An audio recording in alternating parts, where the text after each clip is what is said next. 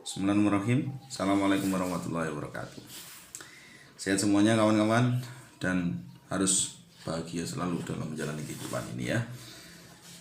Kawan-kawan semuanya, pernah nggak kalian berpikir atau barangkali bertanya ya pada diri sendiri, kenapa sih kita ini memiliki organ yang sama ya, fisik yang ya kurang lebih kan sama, terus juga otak yang sama gitu, tetapi kenapa nasibnya ini jauh berbeda.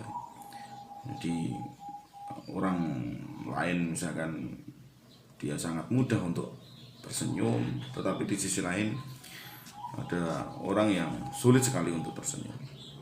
Ada orang yang sangat sehat, tapi di sisi lain ada orang yang sakit. Ada orang yang mencari duit itu gampang sekali gitu ya, tetapi di sisi lain cari duit sulit sekali. Ada orang yang mau makan apapun semuanya keturutan, tetapi di sisi lain ada orang yang sangat ya sulit untuk makan gitu. Nah, jika kita bertanya tentang kita itu memiliki otak yang sama sedangkan kenapa nasibnya berbeda, itu sesungguhnya berkaitan dengan prosperity consciousness ya. Jadi tentang kesadaran kaya. Jadi konsep kesadaran kaya ini dituliskan oleh Pak Mardi Kubawi ya di dalam bukunya Sadar Kaya itu. Dia membahas tentang kenapa orang-orang yang memiliki harta yang berlimpah, misalkan orang yang memiliki karir yang tinggi, orang yang memiliki kehidupan yang begitu mudah gitu ya, itu mereka itu seolah-olah menjalani segala sesuatu itu dengan lancar-lancar saja gitu. Dan tadi di balik belahan dunia lain itu terdapat orang-orang yang sangat sulit dalam menjalani kehidupan. Jadi ternyata kita ini memiliki yang pertama kali yang menjadi sebab itu adalah soal otak ya. Jadi otak kita ini yang dimana orang di seluruh dunia ini memiliki ya besar yang sama. Artinya Tuhan itu menganugerahkan kepada manusia dengan otak yang sama ya, bentuknya ya sama, potensinya juga sama gitu kan ya. Nah, cara kerjanya juga ya sama gitu, kecepatan berpikirnya ya kurang lebih lah ya, kurang lebih sama. Jadi ternyata Tuhan itu menganugerahkan kepada kita fisiknya, artinya dalam bentuk otak itu tadi, serta segala potensi. Nah, potensi fisiknya ada, potensinya ada, itu merupakan sebuah bekal bagi manusia sebenarnya.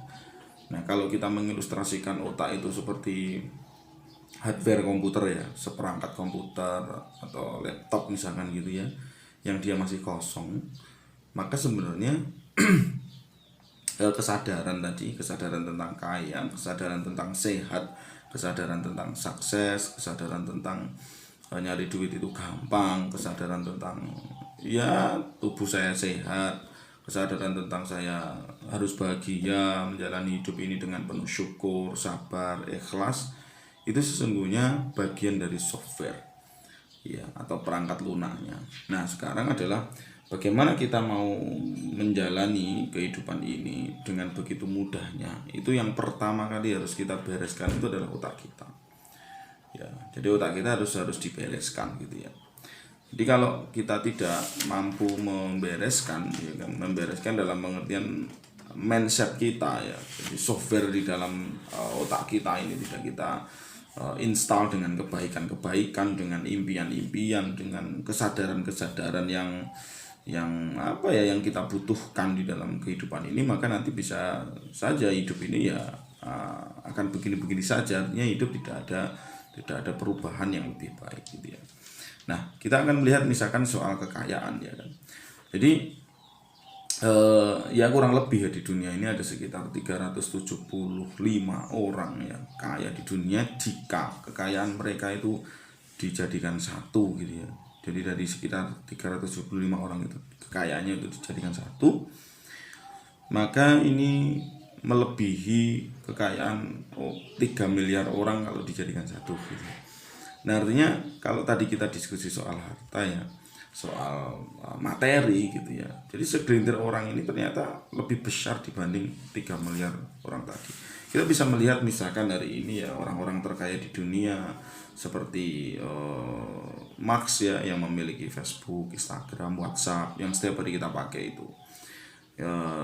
Jeff Bezos misalkan ya, terus juga Warren Buffett misalkan gitu. Jadi orang-orang yang kaya ini itu kalau kita sebut misalkan gitu dari sampai 375 orang kekayaannya lebih banyak dibanding kita barangkali. 3 miliar itu kan termasuk kita.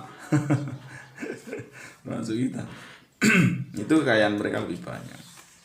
Nah pertanyaannya adalah jika mereka semuanya itu bisa berangkat dari nol rata-rata, terus di mana sebenarnya letak nasib gitu ya? Pernah nggak berpikir kayak gitu, nasib gitu? Atau orang tua kita, mungkin mbah kita pernah ya berpesan kepada kita, nah, sudahlah gitu kan, ya rezekimu udah dijatah. Kalau jatah kamu 1 ember, kamu dikasih 1 tong besar ya tetap akan tumpah. Yang masuk ke kamu hanya 1 ember gitu. Pernah gak kalian melawan logika itu dengan cara ini mas siapa yang tahu kalau rezeki saya seember? Kan nggak ada yang tahu kan. Terus kita langsung mau percaya dengan kata-kata orang tua kita atau mbah kita gitu, cerita itu. Oh iya juga ya, karena kalian bisa jadi memvalidasi data itu dengan usaha-usaha yang sudah dilakukan dan itu gagal. Nah padahal ketika gagal itu sesungguhnya itu menciptakan cara yang salah. Artinya jangan ditempuh lagi cara itu gitu. Belajar dari pengalaman. Nah, ini menjadi penting ya kawan-kawan semuanya. Jadi di mana sebenarnya letak nasib gitu ya?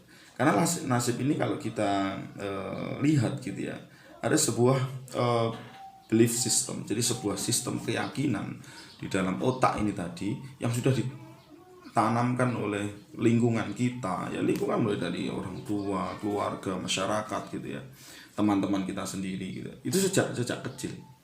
Ya. Kalau kita misalkan melihat dalam konteks misalkan perokok gitu ya, orang-orang yang merokok misalkan gitu, kebiasaan merokok ya, mereka menyadari sebenarnya ya rokok itu bisa ya menjadi penyebab lah gangguan terhadap kesehatannya, dan semua orang bisa membaca tulisan di rokok itu ya. Sekarang kan ekstrim ya, merokok bisa membunuhmu misalnya ya, mereka paham gitu lihat, paham bahwa merokok itu bisa membunuhmu, mengganggu kesehatan lah gitu. Itu mereka paham, tetapi itu berada di dalam consciousness, kesadaran saja.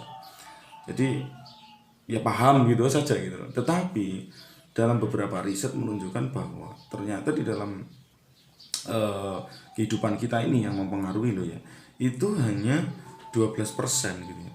Jadi kesadaran tadi, yang lain itu adalah otak bawah sadar sekitar 88%, di mana otak bawah sadar itu mempengaruhi aktivitas kita dalam kehidupan sehari-hari, reflektif gitu.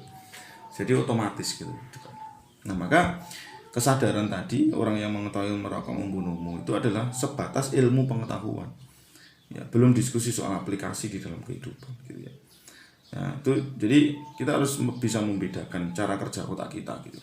Jadi kalau kita bisa membedakan cara kerja otak kita, menyadari itu gitu ya, itu nanti kita bisa apa ya, menjalani kehidupan ini dengan enak sekali. Kenapa dalam konteks tadi misalkan contoh orang merokok itu kata merokok membunuhmu itu berhenti dalam tatanan ilmu pengetahuan gitu ya. Ya karena memang alam bawah sadarnya mengatakan bahwa merokok itu nikmat gitu loh ya. Kalau nggak merokok ada sesuatu yang kurang gitu.